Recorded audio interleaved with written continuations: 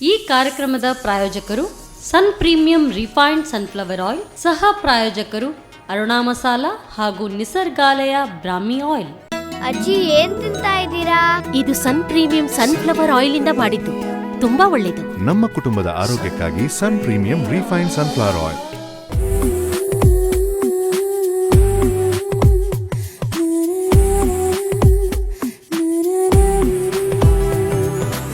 ನಮಸ್ಕಾರ ವೀಕ್ಷಕರೇ, ನಮ್ಮ ಟಿವಿಯ ಸಮಸ್ತ ವೀಕ್ಷಕರಿಗೆ ನವರಾತ್ರಿಯ ಹಾರ್ದಿಕ ಶುಭಾಶಯಗಳು. ಇದು ನಿಮ್ಮ ನೆಚ್ಚಿನ ಕಾರ್ಯಕ್ರಮ ಸನ್ ಪ್ರೀಮಿಯಂ ರಿಫೈನ್ಡ್ ಸನ್ಫ್ಲವರ್ ಆಯಿಲ್ ಹಾಗೂ ಅರುಣಾ ಮಸಾಲಾ ಸಹಭಾಗಿತ್ವದಲ್ಲಿ ನಮ್ಮ ರುಚಿ ಅಡುಗೆ ಮನೆ ನಮ್ಮದು, ಹೊಸ ರುಚಿ ನಿಮ್ಮದು. ನಮ್ಮ ಸಹ ಪ್ರಾಯೋಜಕರು ಹೊಸ ಭೃಂಗರಾಜ ಹಾಗೂ ಸಂಜೀವಿನಿಯುಕ್ತ 21 ಗಿಡಮೂಲಿಕೆಗಳುಳ್ಳ ನಿಸರ್ಗಾಲಯ ಬ್ರಾಹ್ಮಿ ಆಯಿಲ್. ವೀಕ್ಷಕರೇ, ಪ್ರತಿ ಒಂದು ದಿನವೂ ನವರಾತ್ರಿಯದು ಶ್ರೇಷ್ಠವಾದ ದಿನ. ಅದರಲ್ಲೂ ಇವತ್ತು 2ನೇ ದಿನ, ಬ್ರಹ್ಮಚಾರಿಣಿಯನ್ನು ಪೂಜೆ ಮಾಡುವಂಥ ದಿವಸ. ಇಂತಹ ದಿವಸದಲ್ಲಿ ನಮ್ಮ ಜೊತೆಗೆ ಮರೋಳಿ ಸವಿತಾ ಕಾಮತ್ ಅವರಿದ್ದಾರೆ. ಬನ್ನಿ, ಅವರು ಇವತ್ತು ನೈವೇದ್ಯಕ್ಕೆ ಇಡುವಂತಹ ಯಾವ ಒಂದು ಹೊಸ ಭಕ್ಷ್ಯವನ್ನು ತೋರಿಸ್ತಾರಂತ ಅವ್ರ ಹತ್ರನೇ ಕೇಳೋಣ. ಮೇಡಮ್ ನಮಸ್ಕಾರ. ನಮಸ್ತೆ ಮೇಡಮ್, ಹೇಗಿದ್ದೀರಾ? ಸೌಖ್ಯ. ನಿಮಗೆ ನವರಾತ್ರಿ ಹಬ್ಬದ ಹಾರ್ದಿಕ ಶುಭಾಶಯಗಳು ಮೇಡಮ್. ಧನ್ಯವಾದ. ಓಕೆ, ಏನು ಸ್ಪೆಷಲ್ ಮಾಡ್ತಾ ಇದ್ದೀರಾ ಇವತ್ತು? ಇವತ್ತು ನಾನು ರಸವಡೆ ಅಂತ ರಸವಡೆ ಅಂತ ಹೇಳುದು. ಕೇಳೋದಕ್ಕೆ ತುಂಬಾ ರಸವತ್ತಾಗಿದೆ. ರಸವತ್ತಾಗಿದೆ, Okay. ತಿನ್ಲಿಕ್ಕೂ ಹಾಗೆ ರಸವಂತ ಆಗಿದೆ. Okay, super. ಹಾಗಾದ್ರೆ ತೆಂಗಿನಕಾಯಿದು ರಸದಲ್ಲಿಯೇ ಅಕ್ಕಿ ಹುಡಿ ಮತ್ತೆ ಅದಕ್ಕೆ ಸ್ವಲ್ಪ ಜೀರಿಗೆ, ಸ್ವಲ್ಪ ಉಪ್ಪು ಹಾಗೂ ಬೇಯಿಸಿದ ಗೆಣಸು ಅದನ್ನು ಹಾಕಿ ಚಂದ ರೊಟ್ಟಿಯ ಹಾಗೆ ಹಿಟ್ಟನ್ನು ಕಲಸಿ ಅದನ್ನು ಎಣ್ಣೆಯಲ್ಲಿ ಡೀಪ್ ಫ್ರೈ ಮಾಡಿ ತೆಗೆಯುವುದು. ಹಾಗೆ ಅದನ್ನು ದೇವರಿಗೆ ನಾವು ನಿವೇದ್ಯ ಸಹ ಮಾಡ್ತೇವೆ. ಹಾಗೆ ಅದು ಪಾಯಸದಲ್ಲಿ ಹಾಕಿ ತಿನ್ಲಿಕ್ಕೂ ರುಚಿ ಆಗುತ್ತೆ. ಹೀಗೂ ತಿನ್ಬಹುದಾ? ಓಕೆ, ಅಂದ್ರೆ ಇದು ಸ್ವೀಟ್ ಐಟಮ್ ಅಂತ ಪರ್ಟಿಕ್ಯುಲರ್ ಆಗಿ ಸ್ವೀಟ್ ಐಟಮ್ ಅಂತ ಹಾಗಿಲ್ಲ, ಆದ್ರೆ ಇದು ಅಂದ್ರೆ ರಸ ಮತ್ತು ಸ್ವೀಟ್ ಪೊಟ್ಯಾಟೊ ಅಲ್ಲ, ಅದು ಸ್ವೀಟ್ನೆಸ್ ಇರುತ್ತೆ. ಹಾಗಾಗಿ ಎಕ್ಸ್ಟ್ರಾ ಏನು ಆಡ್ ಮಾಡ್ಕೋಬೇಕು? ಇಲ್ಲ, ಹಾಕ್ಲಿಕ್ಕಿಲ್ಲ. ಓಕೆ, ಸ್ಟಾರ್ಟ್ ಮಾಡೋಣ ಹಾಗಾದ್ರೆ. ಮಾಡುವ. ಸೂಪರ್. ಏನು ಮಾಡಬೇಕೀಗ ಫಸ್ಟ್? ಈಗ ಮೊದಲು ನಾವು ತೆಂಗಿನಕಾಯಿ ಒಂದು ಅರ್ಧ ತೆಂಗಿನಕಾಯಿ ಒಂದು ಅದು ರಸ ತೆಗಿಬೇಕು. ಮಿಕ್ಸಿಯಲ್ಲಿ ಹಾಕಿ ರಸ ತೆಗೆಯೋದು. ಅಂದ್ರೆ ಇದನ್ನ ಕಾಯಿ ಹಾಲು ಮಾಡಿ. Okay madam. ಸ್ವಲ್ಪ ನೀರು ಹಾಕ್ತೇವೆ. ಸಾಕು. ಕಾಯಿ ತೆಗಿಲ್ಲ.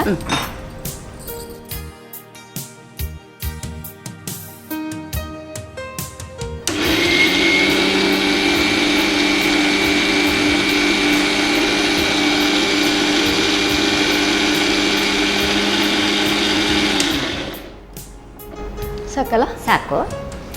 ರಸ ತೆಗೆಯೋದು ಸ್ಟೇನರ್ ಅಲ್ಲಿ ಹಾಕಿ.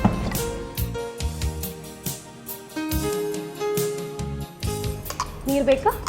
ಸ್ವಲ್ಪ ನೀರು.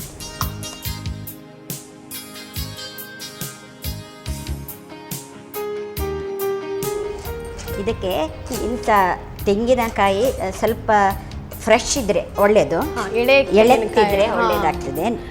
ಸ್ವಲ್ಪ ಒಣಗಿದ್ದು ಕಮ್ಮಿ ಆದರೆ, ಈಗ ತೆಗೆದದೆ ತೆಂಗಿನ ಮರ ಇದ್ರೆ ಹಸಿ ತೆಂಗಿನಕಾಯಿ ತೆಗೆದ ಕೂಡಲೇ ಎಲ್ಲರೂ ಇದು ರಸ ತೆಗೆದು ಒಳ್ಳೆ ರಸ ಸಹ ಬರ್ತದೆ. ಮತ್ತೆ ಟೇಸ್ಟ್ ಕೂಡ ಇರ್ತದೆ. ಈಗ ಎಲ್ಲ ನಮಗೆ ರೆಡಿಮೇಡ್ ಸಿಗ್ತದೆ. ಹಾಗಾದ್ರೆ ನಮ್ಮಂಥವ್ರು ಕೆಲವರು ಇದ್ರೆ ಇದೆಲ್ಲ ಮನೆಯಲ್ಲಿ ಮಾಡ್ತಾರೆ. ಈಗಿನವರೆಲ್ಲ ರಸ ಸಹ ಸಿಗ್ತದಲ್ಲ ಈಗ ಎಲ್ಲ. ಅದಕ್ಕೆ ಹಿರಿಯರು ಮನೇಲಿ ಇರಬೇಕು ಅಂತ ಹೇಳುದು. ನಮಗೆ ಇದು ಮಾಡಿದ ರುಚಿ ನಮ್ಮ ಬಾಯಲ್ಲಿ ಇನ್ಸ ಇದೆ. ಅದು ಸಣ್ಣವರಿಗೆ ಗೊತ್ತಿಲ್ಲ. ನಾವು ಮಾಡಿದ್ರೆ ಒಳ್ಳೆ ರುಚಿ ಅಂತ ಹೇಳ್ತಾರೆ. ಅದು ಯಾವತ್ತೂ ಅಷ್ಟೇ ಮೇಡಮ್, ಅಜ್ಜಿ ಮಾಡಿರುವಂಥದ್ದು, ಅಮ್ಮ ಮಾಡಿರುವಂಥದ್ದು ಟೇಸ್ಟ್ ಯಾವತ್ತೂ ಉಳಿತದೆ. ಹೌದು. ಸ್ವಲ್ಪ ಉಪ್ಪು ಟೇಸ್ಟಿಗೆ ತಕ್ಕ, ಸ್ವಲ್ಪ ಜೀರಿಗೆ. ಇದು ಜೀರಿಗೆ ಯಾವ ಇದಕ್ಕೋಸ್ಕರ? ಜೀರಿಗೆ ಅಂದ್ರೆ ಇದು ಗ್ಯಾಸ್ ಏನಾದ್ರೂ ಆಗದ ಹಾಗೆ ನೋಡಿ. ಜೀರಿಗೆ ಯಾವಾಗಲೂ ಜೀರ್ಣಕ್ಕೆ ಯಾವಾಗಲೂ ಒಳ್ಳೇದು. ಅಂದ್ರೆ ನೀವು ಗೆಣಸು ಯೂಸ್ ಮಾಡಿದ್ರಿಂದ ಅದರಲ್ಲಿ ಏನಾದ್ರೂ ಪಕ್ಕನೆ ಏನಾದ್ರೂ ಗ್ಯಾಸ್ಟ್ರಿಕ್ ಏನಾದ್ರೂ ಆಗದ ಹಾಗೆ ಜೀರಿಗೆ. ಹೌದು, ಅದು ಭಾರಿ ಒಳ್ಳೇದು ಜೀರಿಗೆ. ಇದು ನೈವೇದ್ಯಕ್ಕೆ ಯೂಸ್ ಮಾಡ್ತೇವೆ ನಾವು. ನವರಾತ್ರಿಯ ಸಮಯ ಹೊಸ ಊಟ ಮಾಡ್ಲಿಕ್ಕುಂಟು. ವಿಜಯದಶಮಿ ಎಂದು ಮತ್ತು ಯಾವಾಗಲೂ 8-9 ದಿವಸ ಕೂಡ ನವರಾತ್ರಿ ದಿವಸದಲ್ಲಿ ದೇವಿ ಪಾರಾಯಣೆ ಮಾಡ್ತಾರೆ ನಮ್ಮ ಮನೆಯಲ್ಲಿ. ಆಗ ದೇವಿಗೆ ದಿವಸಕ್ಕೆ ಒಂದೊಂದು ನಾವು ಪದಾರ್ಥವನ್ನು ನೈವೇದ್ಯಕ್ಕೆ ಇಡ್ತೇವೆ. ಹಾಗೆ ಒಂದು ದಿವಸ ಇದು ರಸವಡೆ ಮತ್ತು ಅದರ ಜೊತೆಗೆ ಒಂದು ಪಾಯಸ ಕೂಡ ಮಾಡ್ತೇವೆ. ಕೆಲವರು ಪಾಯಸದಲ್ಲಿ ಹಾಕಿ ತಿಂತಾರೆ, ಕೆಲವರು ಹೀಗೆ ತಿಂತಾರೆ. ಬೇರೆ ಬೇರೆ ದಿವಸ ಯಾವ ಯಾವ ಟೈಪಲ್ಲಿ ಇರ್ತದೆ ನೈವೇದ್ಯ? ಬೇರೆ ನಾವು ನಮ್ಮದು ಪಂಚಕಜ್ಜಾಯ ಮಾಡ್ತೇವೆ, Okay. ಮತ್ತೆ ಶೀರಾ ಅಂತ ಟೈಪ್ ಮಾಡ್ತೇವೆ, ಸಕ್ಕರೆ ರೊಟ್ಟಿ ಮಾಡ್ತೇವೆ. Okay, ಅಂದ್ರೆ ದೇವಿಗೆ ಯಾವಾಗಲೂ ಭಕ್ಷ ಇಂಥದ್ದೆಲ್ಲ ಭಾರಿ ಭಾರಿ ಪ್ರೀತಿ ಪ್ರೀತಿ ಅದೇ 9 ದಿವಸದಲ್ಲಿ 9 9 ಬಗೆ ದಿವಸದಲ್ಲಿ ಹೌದು ಇರುತ್ತೆ. ಈಗ ಇದಾದ ನಂತರ ಅಕ್ಕಿ ಹುಡಿ, ಅಕ್ಕಿ ಹಿಟ್ಟು ಹಾಕೋದು. ಅಕ್ಕಿ ಹಿಟ್ಟು ಹಾಕೋದು. Okay. ಇದು ಸಾಧಾರಣ ನಾವು ರೊಟ್ಟಿಯ ಹಾಗೆ, ರೊಟ್ಟಿ ಹಿಟ್ಟು ಹೇಗೆ ಮಾಡ್ತೇವೆ ಆ ಹದಕ್ಕೆ? ಅಷ್ಟೇ ಹದಕ್ಕೆ ಮಾಡಬೇಕು. ಓ. ಅಂದ್ರೆ ಜಾಸ್ತಿ ಗಟ್ಟಿ ಸಹ ಆಗ್ಬಾರ್ದು, ಇಲ್ಲ. ತುಂಬಾ ನೀರು ಸಹ ಆಗ್ಬಾರ್ದು. ತುಂಬ ನೀರು ಸಹ ಆಗಬಾರ್ದು, ಗಟ್ಟಿ ಸಹ ಆಗಬಾರ್ದು. ಅಕ್ಕಿ ರೊಟ್ಟಿ ಹದಕ್ಕೆ ಹೌದು, ತಗೊಂಡು. ಸಾಧಾರಣ ಅಕ್ಕಿ ರೊಟ್ಟಿ ಹಿಟ್ಟು ಹಾ ಹಾಗೆ ಆಗ್ತದೆ.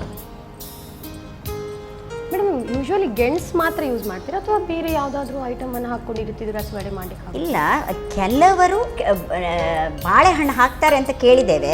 ಬಾಳೆಹಣ್ಣು ಸಹ ಅದು ಸಹ ತುಂಬ ಹಣ್ಣಾಗಬೇಕು ಬಾಳೆಹಣ್ಣು, ಅದು ಬೇಯಿಸ್ಲಿಕ್ಕೆಲ್ಲ ಇಲ್ಲ, ಹೀಗೆ ಬಾಳೆಹಣ್ಣು ಹಾಕೋದು. ಮೈಸೂರು ಬಾಳೆ ಅದಕ್ಕೆ ಭಾರಿ ಒಳ್ಳೇದಂತ ಹೇಳ್ತಾರೆ. ಆದರೆ ನಮಗೆ ಮುಂಚಿನಿಂದಲೂ ನಮ್ಮ ಮೇಲೆ ಗೆಣಸು ಹಾಕೋದು. ಮತ್ತು ದೇವಸ್ಥಾನದಲ್ಲಿ ಕೆಲವರು ಉಪ್ಪಾರ ವಡೆ ಅಂತ ಒಂದು ವಡಾ ನೈವೇದ್ಯವನ್ನು ಮಾಡ್ತಾರೆ. ನಾವಿಲ್ಲಿ ರಸ ವಡೆ ಅಂತ ಮಾಡೋದಿಲ್ಲ, ಅವರು ಉಪ್ಪಾರ ವಡೆ ಅಂತ ಮಾಡ್ತಾರೆ. ಅದಕ್ಕೆ ಇದೇ ರಸದಲ್ಲೇ ಮಾಡೋದು, ಆದರೆ ಅದಕ್ಕೆ ಅವರು ಕರಿಮೆಣಸು ಅದು ಹುಡಿ ಮಾಡಿ ಹಾಕ್ತಾರೆ. ಆದ್ದರಿಂದ ಅದು ಸ್ವಲ್ಪ ಖಾರ ಸಹ ಇರ್ತದೆ ಹಾಗೂ ಸಿಹಿ ಸಹ ಇರ್ತದೆ. ಅದು ನಮ್ಮ ದೇವಸ್ಥಾನದಲ್ಲೆಲ್ಲ ದೇವಿ ಪೂಜೆ ಮಾಡಿದಾಗ ಅದು ನಿವೇದ್ಯಕ್ಕಂತ ಕೊಡ್ತಾರೆ. ಉಪ್ಪಾರ ವಡೆ ಅಂತ ಅದರ ಹೆಸರು. ಹಾಗೆ ನೋಡಿ, ಈಗ ಹಿಟ್ಟು ನಮ್ಮ ರೊಟ್ಟಿ ಹಿಟ್ಟಿನ ಹಿಟ್ಟಿಗೆ ಆಕಾರಕ್ಕೆ ಬಂತು ನೋಡಿ. ಫುಲ್ ಅದು ಸ್ಮೂತ್ ಆಗಿರಬೇಕು. ಸ್ವಲ್ಪ ಸ್ಮೂತ್ ಆದರೆ ಅಕ್ಕಿ ಹಿಟ್ಟು ಬರೀ ಇದು ಮಾಡ್ಬೋದು, ಸೇರಿಸ್ಕೊಳ್ತಾ ಹೌದು ಹೌದು. ನವರಾತ್ರಿ ಅನ್ನುವಂಥದ್ದು ಒಂದು ಎಲ್ಲ ಕಡೆ ಆಚರಣೆ ಮಾಡುವಂಥ ಹಬ್ಬ. ಸೊ ನಮ್ಮ ದಕ್ಷಿಣ ಕನ್ನಡದಲ್ಲಿ ಏನಾಗುತ್ತೆ, ಇಂಥ ಒಳ್ಳೆ ಒಳ್ಳೆ ಐಟಮ್ ನೈವೇದ್ಯ ಮಾಡ್ತೇವೆ. ಇನ್ನು ಉತ್ತರ ಭಾರತದ ಕಡೆ ಹೋದಾಗ ಬೇರೆ ಬೇರೆ ಒಳ್ಳೆ ಒಳ್ಳೆ ಐಟಮ್ಸ್ಗಳನ್ನ ದೇವರಿಗೆ ನೈವೇದ್ಯ ಮಾಡ್ತಾರೆ. ಆಚೆ ಬೆಂಗಾಲ್ ಎಲ್ಲ ಸೈಡ್ನಲ್ಲಿ ಅವರದ್ದು ನವರಾತ್ರಿ ಉತ್ಸವ ಬೇರೆ ಟೈಪ್ ಇರ್ತದೆ. ಹೌದು, ಬೇರೆ ಬೇರೆ ಕಡೆ ಹೋದಾಗ ನವರಾತ್ರಿ ಉತ್ಸವದ ರೀತಿ ಕೂಡ ಬದಲಾಗ್ತಾ ಹೋಗ್ತದೆ, ಅದೇ ರೀತಿ ಭಕ್ಷ್ಯಗಳು ಕೂಡ ಚೇಂಜ್ ಆಗ್ತಾ ಹೋಗ್ತವೆ. ಹೌದು, ಇದು ಎಸ್ಪೆಷಲಿ ನಮ್ಮದು ಇಲ್ಲಿ ಕರ್ನಾಟಕ. ಹಾಗೂ ನಾನು ಹೇಳೋದಾದ್ರೆ ನಮ್ಮ GSB ಸಮಾಜದವರಲ್ಲಿ ಹೆಚ್ಚು ಯೂಸ್ ಮಾಡ್ತಾರೆ. ಹೆಚ್ಚು ಹೀಗೆ ನೋಡಿ, ಹೀಗೆ ಆಯ್ತಲ್ಲ, ಹೀಗೆ ಮಾಡೋದು. ಸಣ್ಣ ಸಣ್ಣ ಹಿಟ್ಟು ಮಾಡಿ, ಇಷ್ಟು ಚಿಕ್ಕ ಮಾಡಿ, ಮತ್ತೆ ಅದು ಕೈಯಿಂದ ನಾವು ದೊಡ್ಡ ಮಾಡಬೇಕು. ಲಟ್ಟಿಸುವುದೆಲ್ಲ ಅಲ್ಲ, ಇದಕ್ಕೆ ಸ್ವಲ್ಪ ಎಣ್ಣೆ ಹಾಕಬೇಕು. ಇದಕ್ಕೆ ಎಣ್ಣೆ. ನಾವು ನಮ್ಮ ಕಾರ್ಯಕ್ರಮದಲ್ಲಿ ಯೂಸ್ ಮಾಡ್ತಾ ಇದ್ದೇವೆ Sun Premium refined sunflower oil. ಹೌದು, ಮತ್ತು ಕಾಯಿಸ್ಲಿಕ್ಕೂ ನಮಗೆ ಡೀಪ್ ಫ್ರೈ ಇದ್ದು ಅದಕ್ಕೂ ಎಣ್ಣೆ ನೋಡಿ, ಸ್ವಲ್ಪ ಸಾಕು. ಅದು ಇದಕ್ಕೆ ತಾಗದ ಹಾಗೆ, ಅಂದ್ರೆ ಎಲೆಗೆ ಅಂಟಿಕೊಳ್ಳೋ ಹಾಗೆ ನಮಗೆ ಡೀಪ್ ಫ್ರೈ ಮಾಡುವಾಗ ಅದು ಈಸಿಲಿ ಬರಬೇಕಲ್ಲ. ಹೌದು, ಹಾಗೆ ಕೆಲವೊಂದ್ಸಲ ಅಂಟ್ಕೊಂಡ್ಬಿಟ್ರೆ ಅರ್ಧ ಎಲೆ ಇರುತ್ತೆ. ನೋಡಿ, ಹೀಗೆ ಇದು ಮಾಡಿ ನೋಡಿ, ಹೀಗೆ ಸಾಧಾರಣ ನಿಪ್ಪಟ್ಟು ಆಕಾರ, ಸಾಧಾರಣ ನಿಪ್ಪಟ್ಟು ಟೈಪ್.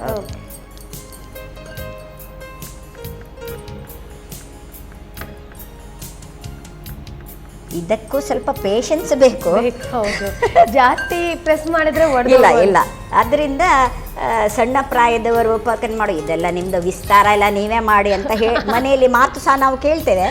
ಆದರೆ ನಾವು ಇರುವ ತನಕ, ನಮ್ಮ ಕೈಯಿಂದ ಆಗುವ ತನಕ ದೇವರು ನಮ್ಮಿಂದ ಇದನ್ನು ಮಾಡಿಸ್ಬೇಕಂತ ದೇವರ ಹತ್ರವೇ ಬೇಡೋದು. ಮತ್ತೆ ಯಾವಾಗಲೆಲ್ಲ ಮಾಡೋದಲ್ಲ ನೋಡಿ, ಅದು ದೇವರ ಕೆಲಸ ಅಂತ ಹೇಳುವಾಗ, ಶ್ರದ್ಧೆಯಿಂದ ಮಾಡುವಾಗ ಅದಕ್ಕೆ ಒಂದು ಯಾವುದಕ್ಕೂ ಒಂದು ಶ್ರದ್ಧೆ ಬೇಕು. ಶಕ್ತಿ ಬರ್ತದೆ, ಆವಾಗ ಬರ್ತದೆ. ಅದೇ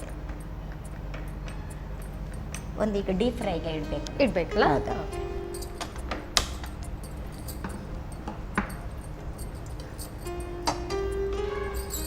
ಸೊ ಡೀಪ್ ಫ್ರೈಗೆ ಎಣ್ಣೆ ಹಾಕೊಳ್ಳೋ. ನಾವು ನಮ್ಮ ಅಡುಗೆ ಮನೇಲಿ ಯೂಸ್ ಮಾಡ್ತಾ ಇದ್ದೇವೆ Sun Premium refined sunflower oil. So ಎಣ್ಣೆ ಕಾದ್ಮೇಲೆ ಇದನ್ನು ಡೀಪ್ ಫ್ರೈ ಮಾಡಿ. ಹೌದು, ಎಣ್ಣೆ ಕಾದ ನಂತರ ಇದನ್ನು ಹಾಕಿ ಮತ್ತೆ ಸ್ವಲ್ಪ ಸಿಮ್ ಮಾಡಬೇಕು. ಜೋರು ಉರಿಯಲ್ಲಿ ಅಂದರೆ ಕಪ್ಪಾಗಿ ಹೋಗ್ತದೆ. ಅದು ಬ್ರೌನ್ ಆದರೆ ಸಾಕು, ಹೆಚ್ಚು ಕಪ್ಪಾಗಲಿಕ್ಕೆ.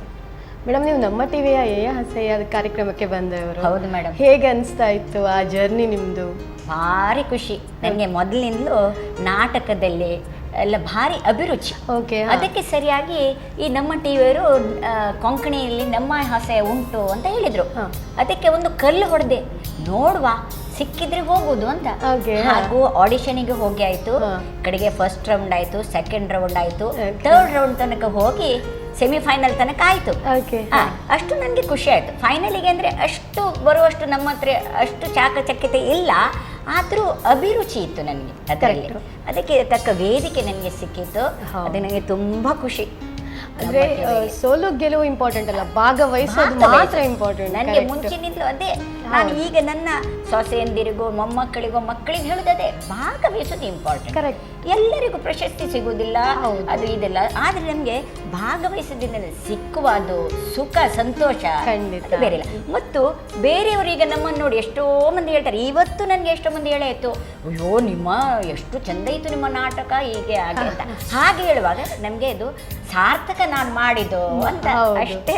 ಕಲೆಗೊಂದು ಗೌರವ ಸಿಕ್ಕಿದಾಗೆ ನಾಲ್ಕು ಜನ ಗುರುತಿಸಿಕೊಳ್ಳೆ. ಕಲೆ ಅಂದ್ರೆ ಅಷ್ಟು ಕಲೆಗೆ ಪ್ರೋತ್ಸಾಹ ಕೊಡೋರು ತುಂಬಾ ವಿರಳ, ವೇದಿಕೆ ಸಿಗೋದು ಅಪರೂಪ. ಅಂಥದ್ರಲ್ಲಿ ಈಗ ನಮ್ಮ ಟಿವಿಯವರು ನಮ್ಗೆ ತುಂಬಾ ವೇದಿಕೆಯನ್ನು ಮಾಡಿಕೊಟ್ಟಿದ್ದಾರೆ.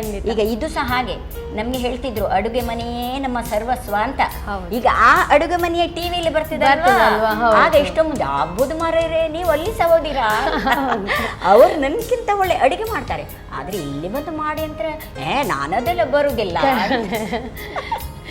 ನೀವೇ ಒಂಥರ ಸ್ಫೂರ್ತಿ ನಿಮ್ಮ ಮನೆಯವರಿಗೆ, ಫ್ಯಾಮಿಲಿಗೆ. ಹೌದೌದು, ಅದು ಹೇಳ್ತಾರೆ ನನಗೆ. ಎಂಥದ್ದು ನಿನ್ನ ಇಡೀ ದಿವಸ ಇಷ್ಟು ಕೆಲಸ ಇದ್ರು ಅದು ಸಹ ಯಾಕೆ ನಿನ್ಗೆ ಎಡೆಯಲ್ಲಿ ಬೇಕು ಅಂತ. ನಾನು ಹೇಳಿದೆ ಜೀವನ ಅಂದ್ರೆ ಇದೆ, ಒಂದಕ್ಕೆ ಅಂಟಿ ಕುತ್ಕೊಳ್ಳಿಕ್ಕೆ ನಾನು ತಯಾರಿಲ್ಲ. ಯಾವ ನಮ್ಗೆ ಶಕ್ತಿ ಯಾವಾಗ ತನಕ ಉಂಟು ಗೊತ್ತಿಲ್ಲ. ಆ ಶಕ್ತಿ ಇರುವ ತನಕ ನಮ್ಗೆ ಏನಾದ್ರೂ ವೇದಿಕೆ ಸಿಕ್ಕಿದ್ರೆ ಅದು ಬಳಸ್ಕೊಳ್ತಾನೆ ಹೋಗ್ಬೇಕು.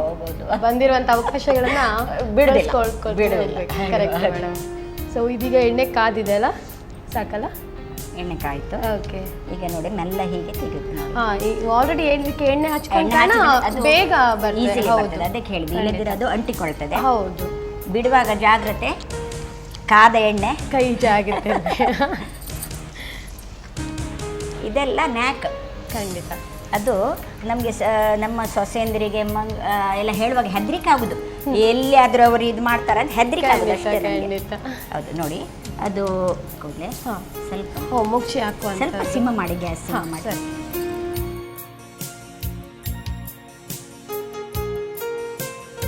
ಈಗ ನಾವು ಗ್ಯಾಸ್ ಆಫ್ ಮಾಡುವ. ಸಾಕಾಗ್ತದಲ್ಲ? ಸೊ ಅಕ್ಕಿ ಹಿಟ್ಟಾದ ಕಾರಣ ಜಾಸ್ತಿ ಇದಾಗಬೇಕು ಅಂತಿಲ್ಲ. ಇಲ್ಲ, ಬೇಗ ಇದೆ.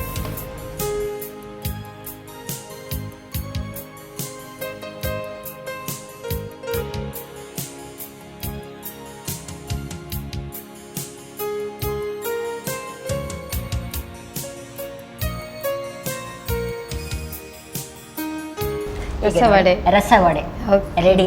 ಇದು ಇನ್ನು ನೀವು ಟೇಸ್ಟ್ ಮಾಡಿ ನಮಗೆ ಹೇಳಬೇಕು. ವೀಕ್ಷಕರಿಗೂ ಹೇಗೆ ಆಗಿದೆ ಅಂತ ಅವರು ಸಹ ಮನೆಯಲ್ಲಿ ಮಾಡಿ ನೋಡಬಹುದು. ಖಂಡಿತ ಮೇಡಮ್, ಥ್ಯಾಂಕ್ ಯು. ಸೊ ವೀಕ್ಷಕರೇ, ರಸವತ್ತಾಗಿರುವಂಥ ರಸವಡೆ ದೇವರಿಗೆ ನೈವೇದ್ಯ ಮಾಡಲಿಕ್ಕೆ ಅಂತ ರೆಡಿ ಮಾಡಿ ಕೊಟ್ಟಿದ್ದಾರೆ ಸವಿತಾ ಕಾಮತ್ ಅವರು. ಇದನ್ನು ಹೇಗೆ ಮಾಡೋದು ಅಂತ ಇನ್ನೊಂದ್ಸಲ ನೀವು ನೋಡ್ಕೊಂಬನ್ನಿ. ರಸವಡೆ ತಯಾರಿಸುವ ವಿಧಾನ: ಮೊದಲು ತೆಂಗಿನ ಹಾಲಿಗೆ ಸ್ವಲ್ಪ ಉಪ್ಪು, ಜೀರಿಗೆ, ಬೇಯಿಸಿದ ಗೆಣಸು ಹಾಕಿ ಕಿವುಚಿಕೊಂಡು ಅಕ್ಕಿ ಹಿಟ್ಟು ಹಾಕಿ ರೊಟ್ಟಿ ಹಿಟ್ಟಿನ ಹದಕ್ಕೆ ಕಲಸಿಕೊಂಡು ಚಿಕ್ಕ ಚಿಕ್ಕದಾಗಿ ತಟ್ಟಿ ಕಾದ ಸನ್ ಪ್ರೀಮಿಯಂ ರಿಫೈನ್ಡ್ ಸನ್ಫ್ಲವರ್ ಆಯಿಲ್ನಲ್ಲಿ ಹೊಂಬಣ್ಣ ಬರುವವರೆಗೆ ಕರಿದರೆ ರಸವಡೆ ಸವಿಯಲು ಸಿದ್ಧ. ನವರಾತ್ರಿ ದೇವಿಗೆ ಮತ್ತೊಂದು ಭಕ್ಷ್ಯವನ್ನ ರೆಡಿ ಮಾಡಲಿಕ್ಕೆ ಸವಿತಾ ಅವರು ಕಾಯ್ತಾ ಇದ್ದಾರೆ. ಆದರೆ ಒಂದು ಸಣ್ಣ ವಿರಾಮದ ನಂತರ ಇದರ ಒಂದು ಟೇಸ್ಟ್ ಅದು ತಿಂದವರಿಗೆ ಮಾತ್ರ ಗೊತ್ತಾಗ್ತದೆ. ಸೊ ಇವತ್ತಿಗೆ ನಂಗೆ ಗೊತ್ತಾಗ್ತದೆ. ಹೌದದು ಖಂಡಿತ. ನಮ್ಮ ಟಿವಿ ನನಗೆ ಭಾರಿ ಅಚ್ಚುಮೆಚ್ಚು. ನಮ್ಮ ಟಿವಿ ನನಗೆ ಭಾರಿ ಅಚ್ಚುಮೆಚ್ಚು. ಮನಕ್ಕೆ ಮುದ ಕೊಡುವ ವಿಚಾರಗಳು ಅದರಲ್ಲಿ ಹೆಚ್ಚು ಹೆಚ್ಚು. ಅಂದ್ರೆ ನಮ್ಮಂತವ್ರಿಗೆ ಇಂಥದ್ದೆಲ್ಲ ನೋಡಿ ಭಾರಿ ಕುರು ಆಗ್ಬೇಕದು. ಆಗ್ತದ?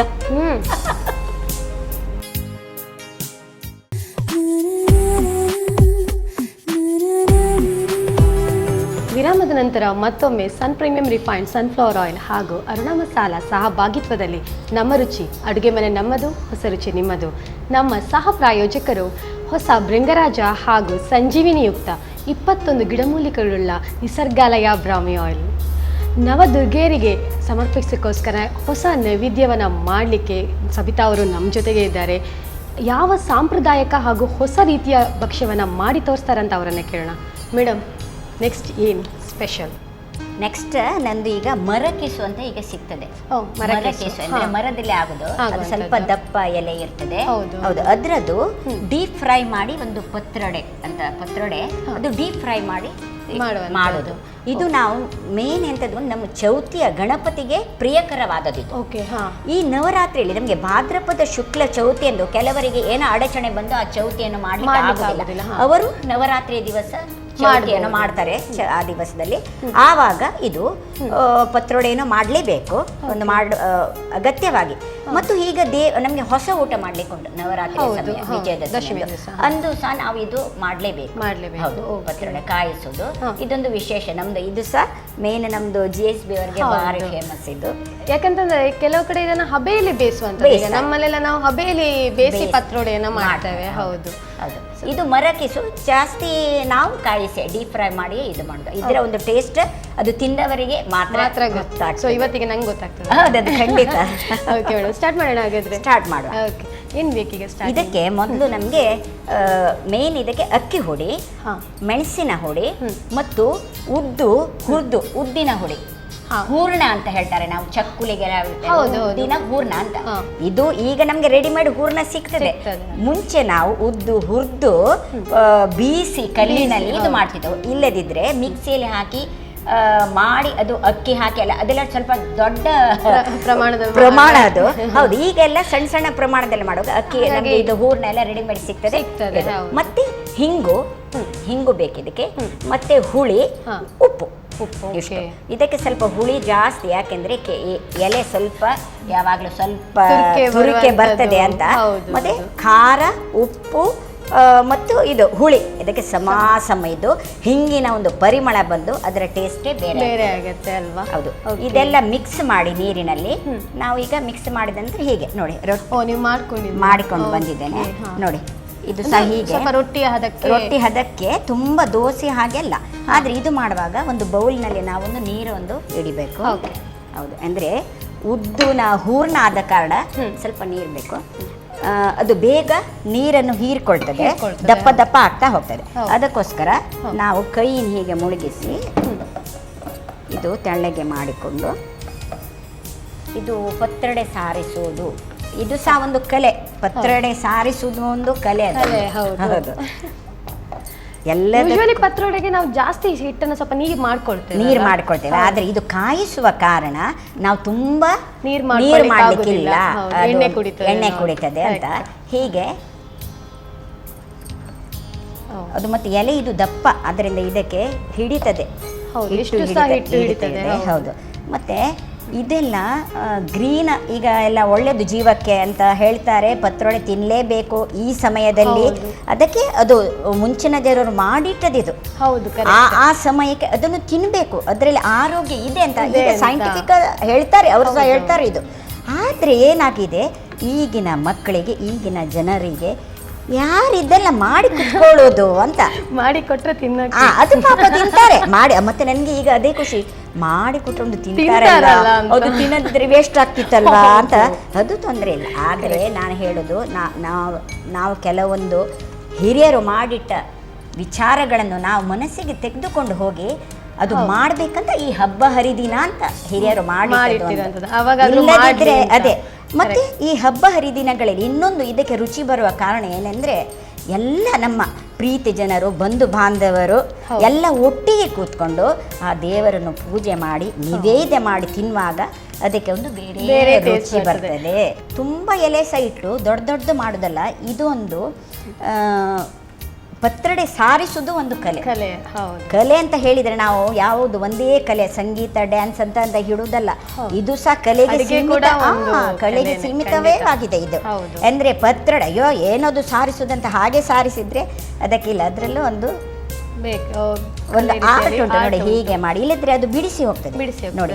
ಶ್ರದ್ಧೆ ಬೇಕು, ಶ್ರದ್ಧೆಯಿಂದ ಮಾಡಿದ್ರೆ ಮಾತ್ರ ಯಾವ ಕೆಲಸವು ಚೆಂದ ಆಗ್ತದೆ. ಮೇಡಮ್, ನಿಮ್ಮ ಹವ್ಯಾಸ?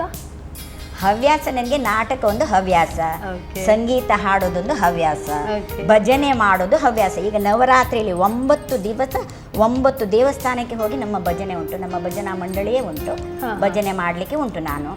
ಮತ್ತೆ ನನಗೆ ಇನ್ನೊಂದು ಹವ್ಯಾಸ ಯಾವುದೆಂದರೆ ಕವನ ಬರೆಯುವುದು.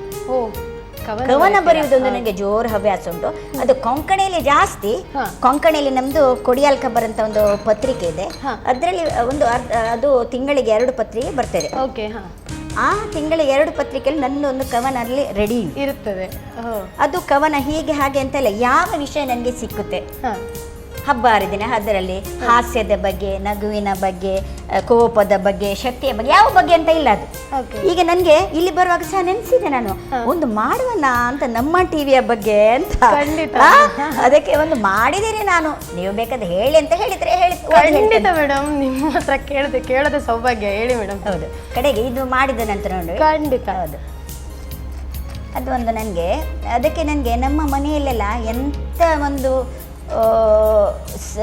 ಫಂಕ್ಷನ್ ಆಗುವಾಗಲೂ ಸಂಗೀತಕ್ಕ ಒಬ್ರು ಬೇಕೇ ಬೇಕು ಅಂತ.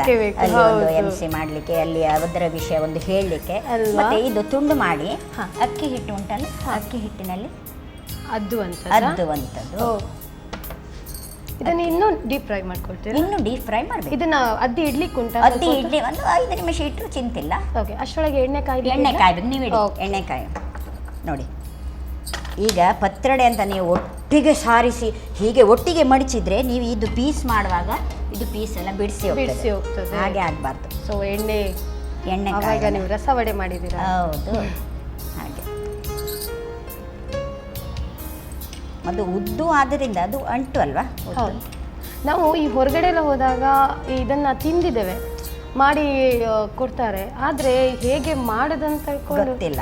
ಆದ್ರೆ ಇದು ನಿಮಗೆ ಮರಕೆಸು ಮರದಲ್ಲಿ ಆಗುದು. ಇದು ಚತೆ ಹೆಚ್ಚು ಎಲ್ಲ ಹಳ್ಳಿಗಳೆಲ್ಲ ಸಿಗ್ತದೆ.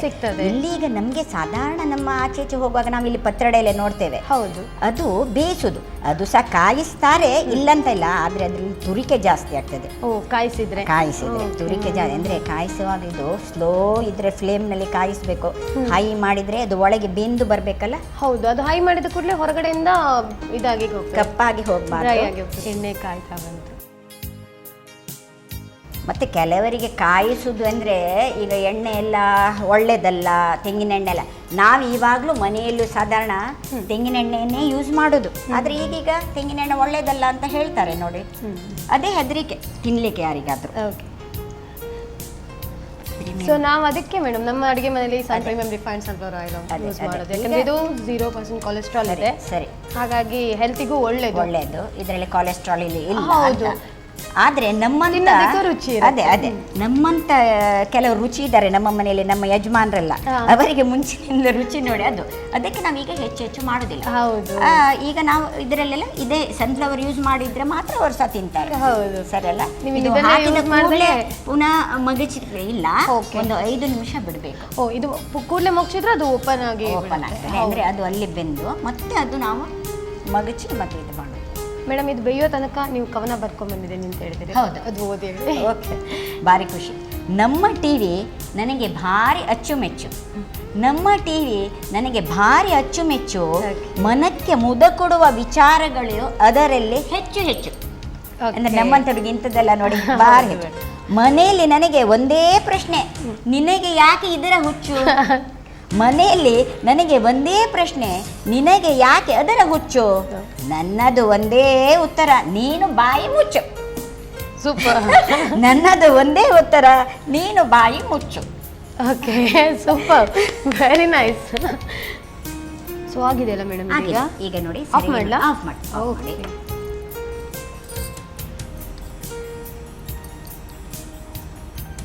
ಸೊ ಇದು ಪತ್ರೊಡೆ ಕಲರೇ ಬಂದಿದೆ ಅಲ್ಲ? ಫ್ರೈ ಮಾಡಿದ್ರೆ ಇದು ಕಪ್ಪಾಗಿ ನೋಡಿ, ಕ್ರಿಸ್ಪಿ ಆಗಿರುತ್ತೆ. ಮತ್ತು ಉದ್ದಾದ ಕಾರಣ ಕ್ರಿಸ್ಪಿ ಸಹ ತಿನ್ನಲಿಕ್ಕೆ ಹಾಗೆ ಒಳ್ಳೆಯದು.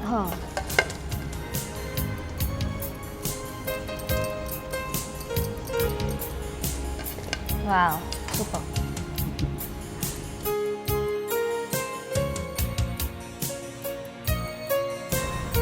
ಮರಕೆಸುವಿನ ಪತ್ರೊಡೆ ಪುಡಿ ready. Okay madam, thank you. ವೀಕ್ಷಕರೇ, ಮರ ಕೆಸುವಿನ ಪತ್ರೊಡೆ ಪುಡಿ ಸವಿಯಲು ಸಿದ್ಧವಾಗಿದೆ. ಹೇಗೆ ಮಾಡೋದಂತ ಇನ್ನೊಂದ್ಸಲ ನೀವು ನೋಡ್ಕೊಂಬನ್ನಿ. ಮರಕೆಸುವಿನ ಪತ್ರೊಡೆ ತಯಾರಿಸುವ ವಿಧಾನ. ಮೊದಲಿಗೆ ಅಕ್ಕಿ ಹಿಟ್ಟು, ಉದ್ದಿನ ಹಿಟ್ಟು, ಮೆಣಸಿನ ಪುಡಿ, ಉಪ್ಪು, ಹಿಂಗು, ಹುಣಸೆ ಹಣ್ಣು ಎಲ್ಲವನ್ನ ಹಾಕಿ ಗಟ್ಟಿಯಾಗಿ ಕಲಸಿಟ್ಟುಕೊಳ್ಳಿ. ನಂತರ ಮರಕೆಸುವಿನ ಎಲೆಯ ಹಿಂಬದಿಗೆ ತಯಾರಿಸಿದ ಮಸಾಲೆಯನ್ನ ತೆಳ್ಳಗೆ ಸಾರಿಸಿ. ಇದೇ ರೀತಿ 3 ರಿಂದ 4 ಎಲೆಗಳನ್ನ ಒಂದಾದ ಮೇಲೊಂದು ಇಟ್ಟು ಸಾರಿಸಿ ಮಡಚಿ ಚಿಕ್ಕ ಚಿಕ್ಕದಾಗಿ ತುಂಡಿರಿಸಿದ ಎಲೆಗಳನ್ನ ಅಕ್ಕಿ ಹಿಟ್ಟಿನಲ್ಲಿ ಹೊರಳಿಸಿ ಕಾದ ಸನ್ ಪ್ರೀಮಿಯಂ ರಿಫೈನ್ಡ್ ಸನ್ಫ್ಲವರ್ ಆಯಿಲ್ನಲ್ಲಿ ಕರೆದರೆ ಸ್ವಾದಿಷ್ಟ ಮರಕೆಸುವಿನ ಪತ್ರೊಡೆ ಸವಿಯಲು ಸಿದ್ಧ. ಸಬಿತಾ ಮೇಡಮ್, 2 ಸೂಪರ್ಬ್ ಆಗಿರೋ ಡಿಶ್ ಅನ್ನು ಮಾಡಿ ತೋರಿಸಿದ್ದೀರಾ. ಹೌದು. ಸೊ ಈಗ ಟೇಸ್ಟ್ ನೋಡೋಣ. ಟೇಸ್ಟ್ ಮಾಡಿ. ಖಂಡಿತ. ಹೌದು, ಡಿಶ್ ಸೂಪರ್ ಆಗಿದೆ. ಟೇಸ್ಟ್ ನೀವು ಹೇಳಬೇಕೀಗ. ಟೇಸ್ಟ್ ಕೂಡ ಸೂಪರ್ಬ್ ಆಗಿರುತ್ತೆ ಬಿಡಿ. ಓಕೆ, ನೀವು ಸಹ ಮಾಡಿ ನನ್ನ ಜೊತೆಗೆ ಮೇಡಮ್.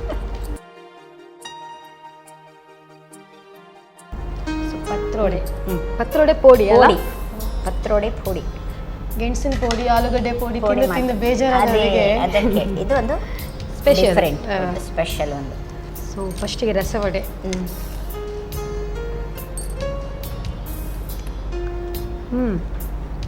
ಸಿಹಿ ಇದೆ ನೋಡಿ. ಇದಕ್ಕೆ ಏನು ಸಿಹಿ ಹಾಕ್ಬೇಕಂತ ಪುನಃ ಇಲ್ಲ.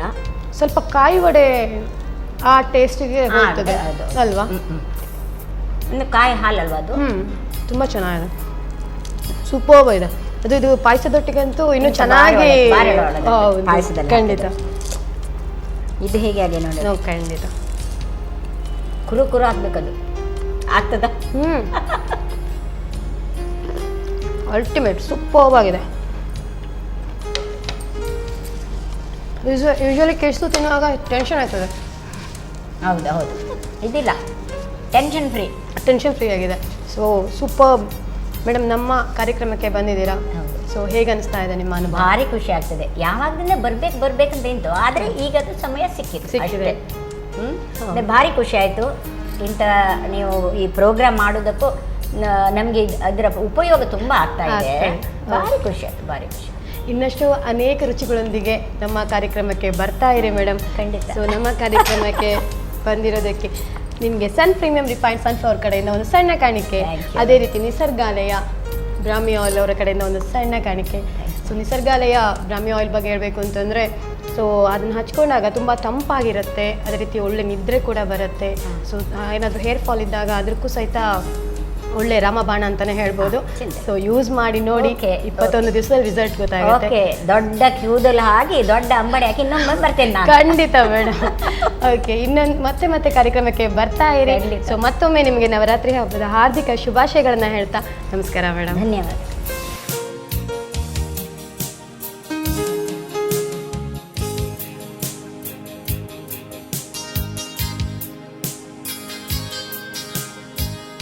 ಸೊ ವೀಕ್ಷಕರೇ, ನವರಾತ್ರಿ ಸಂದರ್ಭದಲ್ಲಿ ಮಾಡುವಂತಹ 2 ಸೂಪರ್ಬ್ ಆಗಿರುವಂತಹ ಭಕ್ಷ್ಯವನ್ನು ಸಬಿತಾ ಅವರು ಮಾಡಿ ತೋರಿಸಿದ್ರು. ಸೊ ಮತ್ತೆ ಅನೇಕ ರುಚಿಗಳೊಂದಿಗೆ ನಿಮ್ಮನ್ನು ಭೇಟಿಯಾಗ್ತಾನೆ ಇರ್ತೇವೆ. ಮತ್ತೊಮ್ಮೆ ಸಮಸ್ತ ನಮ್ಮ ಟಿವಿಯ ವೀಕ್ಷಕರಿಗೆ ನವರಾತ್ರಿಯ ಹಬ್ಬದ ಹಾರ್ದಿಕ ಶುಭಾಶಯಗಳನ್ನು ಹೇಳ್ತಾ ನಮಸ್ಕಾರ.